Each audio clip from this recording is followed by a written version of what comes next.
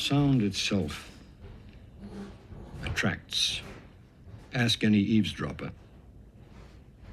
Sound is the first stirring of the infant.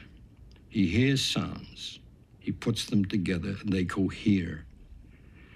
Sounds have a romance. The sound of a cricket at night to establish mood in a radio drama. Very simple effect. The sound of thunder, the sound of rain. Radio was a medium which employed that magic. Come on, men. We're gaining on them. They've seen us, Tom. Right, fellas. Tell me, Mr. Moody, what are your feelings about the radio? I don't hold with it, Bub. Displeases you? I don't hold with furniture that talks.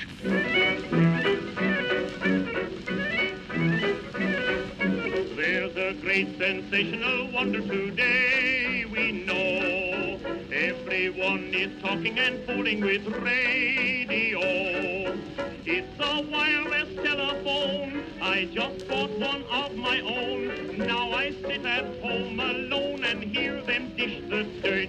But all that I can hear is Radio made America a land of listeners. sounds like wildcat hisses, but it's boys and misses making silly wishes. It entertained and educated, angered and delighted Americans of every kind and age and class. Buzzing in my ear is traveling men and females, lonesome wives and he-males, spooned by ducks and dashes, making wireless mashes. It taught them new ways to dance and talk and think.